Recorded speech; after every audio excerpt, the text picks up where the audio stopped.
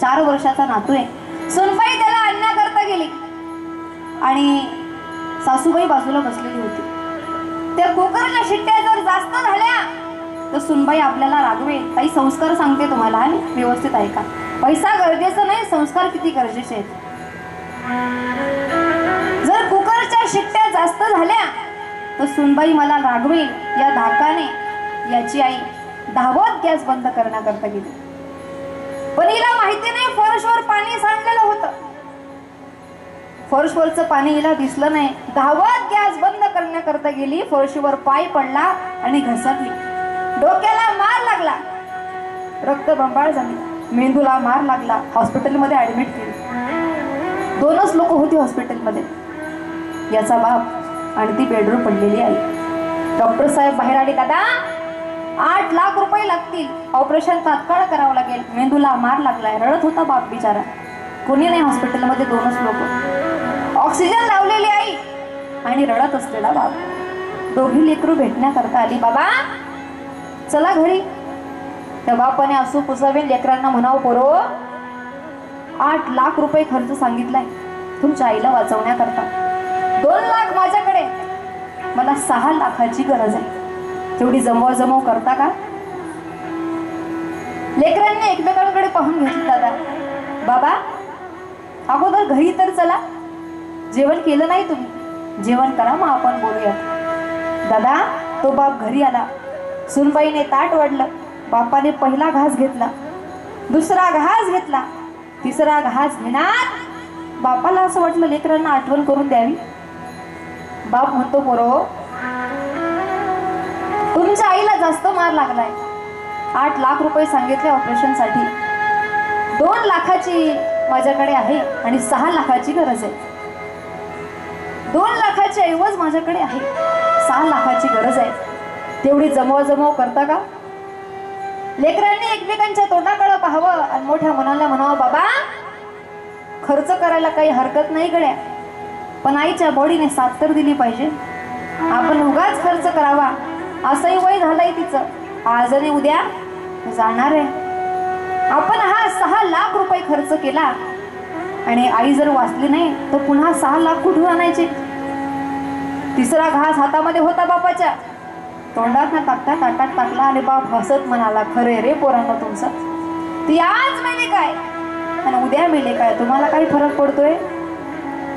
खरंय तुमचं। अरे ती पडली ना तशीच मरायला पाहिजे होती, पण ती डोळे उघडून माझ्याकडे पाहत होती। तिला आशा आहे माझा नवरा मला वाचवेल, माझी लेकरं मला वाचवतील, ही आशा आहे तिला। आणि तो म्हणतो मेली तरी चालते। अरे खरं तर तिने तेव्हाच निर्णय बदलायला पाहिजे होता जेव्हा तू तिच्या पोटामध्ये होता। डॉक्टर साहेब सांगत होते बाळ आडवा आलाय, एक तर आई वाचेल, एक तर बाळ वाचेल। आईला वाचावा असं वाटत असेल ना तर बाळाचे तुकडे करून बाहेर काढावे लागतील, आणि बाळाला वाचावं असं वाटत असेल तर आईला मरावं लागेल। आमची पूर्ण फॅमिली सांगत होते, डॉक्टर साहेब काही पण होऊ द्या पण आईला वाचवा। अरे डॉक्टर साहेबांनी जेव्हा तुझ्या आईला विचारलं ना तेव्हा ती सांगते, डॉक्टर साहेब माझ्या गळ्यात ही तुळशी माळ आहे, माझ्या आजीने मला दिली। माझ्या आजीने सांगितलं, पोरी उभ्या आयुष्यात तुझ्या हातून ब्रह्महत्या कधी होऊ देऊ नकोस। वारकरी होती माझी आई, माझी आजी। आजीने मला माझ्याकडून हे वचन सोडून घेतलं होतं, डॉक्टर साहेब काही झालं तरी चालेल, माझा जीव गेला तरी चालेल, पण माझ्या पोटातल्या लेकराला वाचवा असं म्हणणारी तुझी आई होती। तू म्हणतो मेली तरी चालते? बाळा तू चालायला लागला तर तुझ्याबरोबर ती चालायला लागली, तू बोबडं बोलायला लागला तेव्हा तुझ्याबरोबर बोलू लागली, तू शाळेत जायला लागला, तुझे बूट, तुझे सॉक्स, तुझा टिफिन, अरे तू आजारी पडला, जेवला नाहीस ना, ताप जर तुला आला असेल तर तुझी आई रात्र रात तुझ्या डोक्यावर मिठाच्या पट्ट्या ठेवत जागत होती, तो म्हणतो मेली तरी चालते? आठव रे बाळा, जेवला नाहीस तू जर जेवला नाहीस ना रात्रीच्या 12 वाजता पॅरासिटामॉलची गोळी घेऊन, पार्लेजी बिस्किटचा पुडा घेऊन, ग्लासभर दूध घेऊन तुझ्या रूम मध्ये जी हजर असायची ना ती तुझी आई होती। तो म्हणतो मेली तरी चालतेस? असं कसं काय झालेल रे बाळा? आठव जरा, तुझ्याकरता किती कष्ट केलेत तिने। बरं तुझ्याकरता जाऊ दे माझ्याकरता काही कमी केलंय? मी शेतात जायला निघालो, ऑफिसमध्ये जायला निघालो, माझा डबा, माझं वॉलेट, माझा घड्याळ, माझा चष्मा मला आठवणीने माझ्या हातात देत होती ती. माझ्या संसाराकरता तिने खस्ता खाल्ल्या, एवढ्या ठेचा खाल्ल्या. अरे सुखात होती, दुःखात होती, तिचं तिला माहिती. दुःखात सुद्धा संसार केला आणि सुखात सुद्धा संसार केला माझ्या बरोबर. तू म्हणतो मेली तरी चालते. अरे आपलं पोट भरावं याच्याकरता दुर्डीत एकच भाकर उरली असेल, तिने तेवढीच खाऊन रात्र पास करावी. तू म्हणतो मेली तरी चालते. लहान मुलाला विचारलं, बाळ्या तू तरी दे पैसे. लहान मुलाने म्हणावं, बाबा आमच्याकडे पैसे मागायचे नाही, माझं मुलाचं ऍडमिशन आहे, फ्लॅटचा हप्ता आहे, गाडीचा हप्ता आहे, काही मरावं का तुमच्याकरता? टचकन डोळ्यात पाणी आलं बापाच्या. अरे ज्या लेकरांकरता एवढी संपत्ती कमवली, ते लेकरा आज 1 रुपया द्यायला तयार नाही, हेही आई करता. असू पुसले बापाने. मायबाप सत्य घडलेली घटना आहे. बाप गावाकडे निघून आला. 70-75 वर्षाचा म्हातारा गावाकडे आला. 2 एकराचा प्लॉट होता ताई त्याचा, आणि त्या प्लॉटची किंमत होती 40 लाख रुपये. एजंट शोधतोय, पैशाची गरज आहे, पत्नीला वाचवायचंय, काय करावं? एक एजंट सापडला.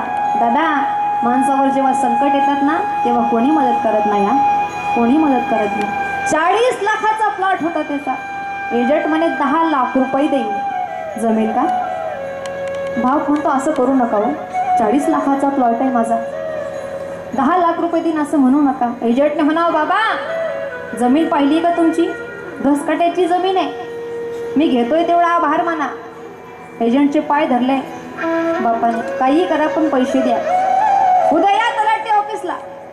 बाप पोहोचला तलाठी ऑफिसला. दोघी पोरं आली गाड्या घेऊन. संस्कार किती महत्वाचे सांगते तुम्हाला. दोघी मुलं गाड्या घेऊन आली ताई, आणि बापाचं खरेदी खत वाचलं. त्यांना ध्यानात आलं, आपला बाप ही शेती गहाण ठेवत नाही तर विकतोय. बाबा कुणाला विचारून शेती विकताय? बापाने म्हणावं, माझ्या बापाची जमीन आहे, विकेल नाही तर काही करेन. पोरांनी ओरडून म्हणावं, बाबा जरी तुमच्या बापाची जमीन असली तरी आमच्या आजोबाची जमीन आहे, आणि आजोबाच्या जमिनीवर नातवाचा हक्क असतो. कोणाला विचारून जमीन विकता? आम्ही सह्या देणार नाही. 75 वर्षाचा बाप कधी कुणापुढे झुकला नाही. कधी केवढेही संकट आले तरी माघार त्याने घेतली नाही. पण मायबाप आज 75 वर्षाचा म्हातारा बाप लेकरांपुढे पुरता हरला होता. गाड्या बंद केल्या होत्या. दोघी मुलांनी गाड्या उघडल्या, दरवाजे लावून घेतले, आणि सळकरी दोघी गाड्या निघून गेल्या. आणि बाप मात्र मागे ओरडत होता, पोरांनो द्या रे सई, पाया पडतो तुमच्या, द्या रे सई, तुमची आई आजारी आहे, जन्म आणि मृत्यूच्या दारामध्ये ती उभी आहे, तिला पैशाची गरज आहे, ऑपरेशन करायचंय, द्या रे सई, पाया पडतो तुमच्या. लेकरांनी मागे ओढून पाहिलं नाही. दादा बापाच्या मनात विचार आला, माझा शेतकरी बाप असतो, शेतामध्ये राब राबतो, कष्ट करतो. दादा त्याच्याकडे सर्जा आणि राजा नावाची जोडी असते, ती जोडी त्याने चारण्याकरता न्यावी. दुसऱ्याच्या बांधावरची जोडी जर चारण्याकरता गेली ना, त्याची जोडी दुसऱ्याच्या बांधावर चरण्याकरता गेली, तर या बापाने इथून आवाज द्यावा, सर्जा. राजा फिर माग. एका आवाजात मुख्य जनावराने मागे फिरावं. आपल्या मालकाने आपल्याला आवाज दिला. बापाला विचारत होता, मुख्य जनावराला बापाची किंमत कळली, पण ज्यांना मी जन्माला घातलं त्यांना बापाची किंमत कळली नाही. काय चुकलं असेल माझं? डोळे पुसले बापाने. सावकार जवळ आला त्या गावातला. बाबा कोण तुम्ही? का रडताय? का रडू येतंय तुम्हाला? सावकाराने विचारलं. बापाने वृत्तांत पूर्ण सांगितला. रडत होता बाप. बाबा रडू नका, मी देईन पैसे, पण माझा पोटा पाण्याचा धंदा आहे, 10% व्याज घेईन, जमेल का? बापाने होकार दिला. द्या पैसे, पण लवकर पाहिजे, आता नाही देणार, उद्या सकाळी देईल, चला घरी. बापाला घरी नेलं त्या सावकाराने. मायबाप 10 वाजले, याला झोप येत नाही. 11 वाजले, बापाला झोप येत नाही. 12 वाजले, झोप येत नाही. 1 वाजला आणि बापाचा डोळा लागला. आणि जसा डोळा लागला, माया हो, त्याची पत्नी डोळ्यासमोर आली, ज्या पत्नीने सुखामध्ये दुखामध्ये माझ्या बरोबर संसार केला. अरे दिवाळीचा सण आला, कधी साडी मागितली नाही, कधी सोनं मागितलं नाही, कधी सोडी मागितली नाही. बारीक जिने माझ्या बरोबर संसार केला, लुगड्याच्या गाठी मारल्या, माझ्या बरोबर जिने संसार केला, ती आज बेडवर पडली, तिला वाचवू शकत नाहीये मी. खाळ्या दिवशी डोळा उघडला, रात्रीचे 1:30 वाजले होते दादा. त्याला वाटलं सकाळचे 5 वाजले. बाथरूम मध्ये गेला, थंड पाण्याने आंघोळ केली बापाने. भांबावलेला चेहरा होता, अश्रू थांबत नव्हते. सावकार जवळ आला. बाबा अवेळे झालेत का तुम्ही? रात्रीचे 1:30 वाजले, तुम्ही आंघोळ करता नाही हो सावकार, 5 वाजले सकाळचे. घड्याळकडे पहा बाबा. भांबावल्या चेहऱ्याने डबडबला डोळ्याने त्या घड्याळकडे पाहिलं. सकाळचे 5 नव्हते वाजले दादा, रात्रीचे 1:30 वाजले होते. ढसा ढसा रडला होता बाप. काय चुकी होती माझी, अशी लेकरं जन्माला घातलीत मी. 1 रुपयाची मदत करत नाही. काय किंमत येते श्रीमंतीला? काही किंमत नाही. रात्रभर बाप झोपला नाही. सकाळी 8 वाजले, सावकाराने हात धराव. बाबा चला आता तुमची पत्नी वाचवायची आहे ना, मी पैसे देतो. आनंदामध्ये होता बाप. ते काही असो, माझी पत्नी मी वाचवणार. 4 लाख रुपये डिपॉझिट नर्सच्या हातात दिलं. नर्सने फोन उचलला. डॉक्टर साहेब करा ऑपरेशन, पैसे आलेत. फोन ठेवला. सही करत होता हो बाप. त्या बाईच्या रूम मधून एक नर्स आली आणि तिने दुसऱ्या नर्सला इशारा केला. सही करू दिली मायबाप त्या नर्सने. तेव्हा ती नर्स म्हणते बाबा जिच्या करता पैसे भरतात ती आता जिवंत नाही, ती आता मेलेली. तुमचं पेशंट आता जिवंत नाही, ते मेलेलं आहे. पैसे उधळून दिले बापाने. धाडदिशी खाली बसला. सावकार जवळ होता. सावकाराच्या मांडीवर डोकं ठेवलं. सावकार ज्या पत्नी करता मी प्रयत्न करत होतो ना, जिने माझ्याकरता सुख दुःख सहन केले, तिला मी आज वाचवू शकलो नाही. बस एवढा शब्द बोलला बाप आणि त्या सावकाराच्या मांडीवर जीव सोडला त्याने. काय कामाची ही श्रीमंती? लेकरांना संस्कार दिले नाही दादा तर ही अवस्था होते. आज प्रत्येक दादाकडे प्रत्येक ताईकडे पाहावं. प्रत्येकाची व्यथा प्रत्येकाला आठवत असेल, प्रत्येकाच्या डोळ्यात पाणी असेल. विनंती माझी ताई, नाही कमवता येत पैसा कमवू नका हो, पण लेकरांना संस्कार द्या. अंतयात्रा चालली होती ताई. अनोखी प्रेतयात्रा डोळ्याने पाहिली होती. पुढे पतीचं प्रेत, मागे पत्नीचं प्रेत. आणि पत्नीचं प्रेत पतीचं प्रेत चालू असताना अग्निडाग देण्यात आला आणि इकडे अग्निडाग देण्यात होता आणि मागे जनावरासारखी लेकरं ओरडत होती, रडत होती. पण आता रडून काय फायदा आहे? मेल्यावरती रडतो कशाला, उगीच ताण नको देऊ घशाला, उगीच ताण नको देऊ घशाला, नको देखावा दाऊया जगाला, मोडला नाही कधी रुपया मला, मोडला नाही कधी रुपया मला, मी तुला पाहून प्राण सोडिले रे बाळा, तुने नाही पाणी पाजले, मी तुझ्यासाठी जीवन जाणले रे बाळा, तुने नाही पाणी पाजले, मी तुझ्यासाठी जीवन जाणले रे बाळा, तुने नाही पाणी पाजले, मी तुझ्यासाठी जीवन जाणले रे बाळा, तुने नाही पाणी पाजले. आईच्या प्रेमातून आई सांगायचा प्रयत्न करते.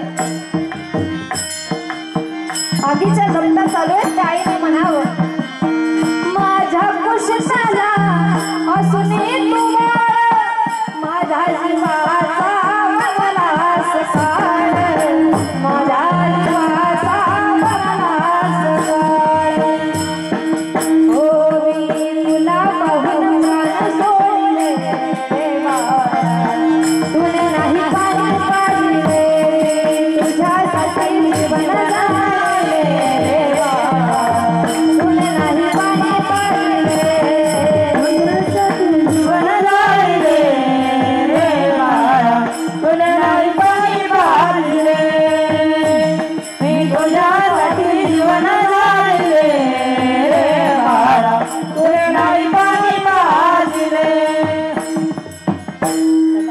विनंती तुम्हाला, अशी अवस्था कोणाची होऊ नये हो. संपत्ती कमी कमवली तरी चालेल, पण आपल्या लेकरांना संस्कार द्या. ताई, कीर्तनातून काही आठवत नसेल चालेल, पण हा मुद्दा मात्र नक्की घरी न्या. क्षणोक्षणी विचार करा. आपल्याला आपल्या लेकरांना संस्कार द्यायचे. पैसा नसला चालेल, पैसा व्यक्ती कमवू शकतो, पण संस्कार कमवायला फार वेळ लागत असतो. ताई, विनंती माझी, बघा सुंदर असा आपण हा उपक्रम चालू केलेला आहे. सप्ताहाचं नियोजन केलंय. 129 वर्ष झाले. पुढेच हा सप्ताह जोपर्यंत चंद्र सूर्य तोपर्यंत चालू असो.